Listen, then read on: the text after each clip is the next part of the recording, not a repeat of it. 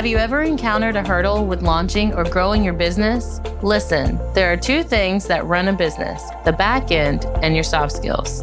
Telling you right now, if these aren't in place, you'll lose clients and you'll lose money. You don't want that? Well, you're in the right place. Hey, I'm Dana. Hey, I'm Sarah.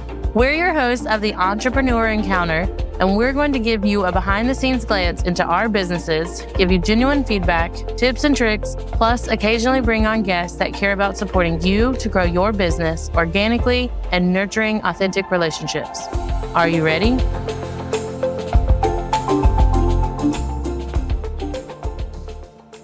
Hey, entrepreneurs, welcome back. So last week we talked about preparing for a conflict and putting the systems in place when you're preparing for the conflict. You must know, nothing is going to happen overnight, but knowing that conflict will happen and preparing for that will set you up to resolve the conflicts.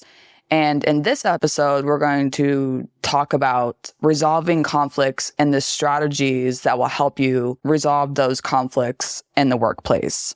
Before we dive in to the strategies, I just wanted to tell you guys a little story. I had this conversation yesterday, actually, with my dad, and he brought up this story into which he used to work at this home improvement store, and there was this customer. She had bought a toilet, and she kept bringing it back in a few times, saying that it was broken, and nobody helped her. She kept coming into the store, and nobody knew how to help her or how to get down to the bottom of it. The third time she had come back into the store, she was talking to, the department head or whoever was in charge of the department, and she was not happy. She's like, this is the third time. I've come in here and nobody's helped me. And the department head was like, hey, talk to this guy. Which is your dad. Yeah. It had nothing to do with the department. And she was not happy. She's like, oh my goodness, I have to talk to somebody else. This is not cool. So he talked to her and told her to buy some piece. I forget what it was, but some piece to help with the tools and the setup of the toilet. And she left the store. And 3 weeks later, she had written into the store about how he helped her get down to the bottom of it. It's so funny because that wasn't his expertise. That wasn't his place, but nobody could help her. After so many times, what is that? I feel like there's so many things in that little bit of story that can dive into when you work in customer service, whether it's with a big chain company or honestly, just any small business has a customer service. If you don't feel like you do, you probably should reevaluate your departments, because even a one-woman show, one-man business has to have some sort of customer service, even if it's just through chats or email. You still have to interact with people and problem solve. Majority of the time, in my experience, when I was working in hotels, especially airport hotels, you're just the last stop along a very frustrated day. And majority of the time, I think I've mentioned this in a previous episode, people just want to be heard. And when they're frustrated and overwhelmed, especially something as basic as a bathroom toilet isn't working, they just want someone to care enough to help them find it. 9 times out of 10, I think it's safe to say they're not looking for you to be all-knowing in all things toilets, plumbing, and installation. They just want you to try and say, hey, this is what I've heard other people try, or let me Google it with you and see, have you tried this? Have you tried this? Using this as an example, I know I've worked in hotels while I was in college, and some woman was in there with her kids. It was 11:30 at night, super late. Their flight got delayed. The airport didn't give them anything, vouchers or anything for food. They just said, oh, you've been bumped to the next flight. For whatever reason, I don't remember that far back, but I know she was mad. She was tired. Her kids were cranky. I didn't have kids at the time, so I didn't fully comprehend, but looking back at it through a mother's perspective, her kids were screaming and crying and running all over the place because they were overstimulated, they needed food, and they for sure needed to go to bed. Everyone needed sleep. I mean, it's late, no restaurants are really open, and you really don't want to wait for delivery of whatever random place is open. So I took initiative in the sense like I listened and I was like, I'm sorry. I apologize. Even though it wasn't my fault, I still said, I'm sorry that this is happening. And that helped too. Hotels, you get like a gift bag if you have certain reward member points or whatever, or your certain level of membership. I took initiative and I just said, here's some heavier snacks for you and your kids for you to just snack on and then hopefully can go to bed. And that made she didn't immediately start smiling, but you could see a weight was lifted off her shoulders. I'm sure with this woman, with your dad, a weight was lifted off her shoulders because she could use the bathroom. That sounds so silly, but for real.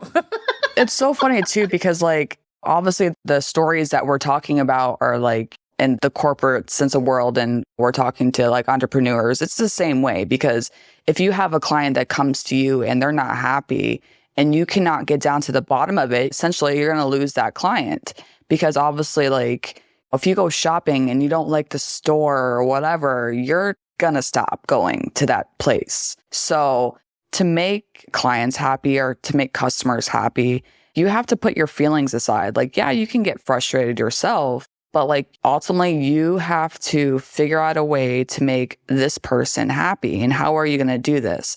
And at times, this was the third time that this person came into the store, but you just have to be prepared, as we talked about last week, that conflict is going to happen. So one way that's going to help you get down to the bottom of it is active listening. You really have to hear what the other person is saying. You got to be present, because if you're not listening to what the other person is saying, how would you really solve that conflict? Because if you're not listening and you're either judging the other person, or if you're zoning out, you're not going to be able to help. I will be fully transparent with our listeners, and active listening is not my strongest trait. I'm very open about it. I don't know if it's undiagnosed ADD. I'm not making a joke of that, but I have a hard time paying attention. So earlier, before we started recording, I said, I need to see your face. If I'm not looking at you, I will register that you are speaking, but it will not make it past my ears. And for me to be fully present and to be able to reflect on the things you're saying, I will just auto respond with something that I hope makes sense, as opposed to really understanding and adding value to the conversation, even if it's not, we weren't having a conflict. But I bet if I kept saying, yeah, there would be. So reflective listening, paraphrasing. When you are listening to somebody, you're able to spit back what they said. For example, this lady comes in, oh, I'm sorry that you've come in so many times, or kind of paraphrase in a way that shows that you're listening. So you're not necessarily repeating what the other person is saying, but oh, I hear that you're frustrated, or I hear that you're upset because you've come into the store so many times and nobody has helped you, kind of thing. So being able to do that shows that you are present, and that you're actually you're showing empathy, and that you're tuning in to what the conflict is. I think that also helps you by asking questions and paraphrasing kind of what they're saying. Maybe it helps you read between the lines, because just like your dad, this woman is not a plumber. She's not a general contractor, so she probably doesn't know exactly what the problem is. She just knows a result. It's wobbly. Okay, well, why? We don't know that. So asking questions and kind of conversating a little bit helps you identify that root cause of the conflict. And that way you can figure out what exactly is the problem. Why are you frustrated? What is causing it to wobble? Or why is the lid not going on just right? Or whatever else might go wrong with the toilet. I have no idea. But even in service-based, so with using workflows and systems, it's frustrating when you realize that two platforms are not communicating with each other. I realized a couple weeks ago that people that are signing up for my newsletter on my website were not being funneled into my email marketing platform. They're just kind of sitting there. They didn't get their welcome email or their thank you. They didn't get the freebie that they were supposed to get. And that's frustrating. So I had to go back and forth and more or less talk to myself to try and talk to these platforms to figure out the root cause of this issue, this conflict on the back end of my business. And I don't know exactly how to say that because I'm not a tech VA. I don't even know the right terminology to utilize. So then I will take my frustrations and say, hey, this is what's happening to someone in my network, my community, and say that knows email marketing, that knows website building. I'll probably talk to both just to see what they say because their suggestions may be different. And then through that open dialogue, come up with even just a mini strategy of 1 to 2 steps of how to fix that and hopefully get that fixed. Yeah, exactly. If you don't know something, you don't know. So the only way that you're going to know is to ask questions and figure that out. Because if you don't, then that conflict is going to sit there until you can get it solved. And we don't want the conflicts to keep happening. I mean, it's not that they're not going to happen because something's going to happen. I mean, it can be as small as your computer shutting down, freezing, whatever. You know what I mean? But being able to try to figure it out, ask questions, have the open dialogue to get down to the bottom of it. So these strategies that we have talked about will allow you to understand each other. If you're having a conflict in the workplace with your team or with your clients. So these strategies will help you understand what's going on, will help you work productively, and then find long-term solutions. And this will make for a more positive and productive place to work. So everyone that's listening, what we would love for you to do today or when you stumble upon this episode, share with us how you resolve conflicts. What was the most recent conflict that you had, if you're comfortable sharing it? And then how did you resolve it? Next week, we're going to discuss how to adapt and move forward after a conflict. I think that's also important. Solving it is wonderful. Having the plans in place is wonderful. But how do you move forward from that? How do you restore the bonds between you and that coworker, if it's even possible? So as always, thank you for tuning in, and all of the information is going to be in the show notes. Until next time.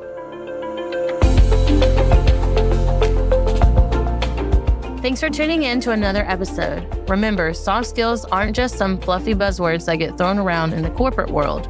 They're the key to unlocking your full potential as a professional and a human being. Don't be afraid to invest in yourself and seek out opportunities to improve your soft skills. Sarah and I have a variety of workshops, online courses, and complimentary clarity calls for you to practice in real time with us. Links are always in the show notes. And be sure to join us next time for more insights, tips, and tricks to help you succeed in your entrepreneur encounter.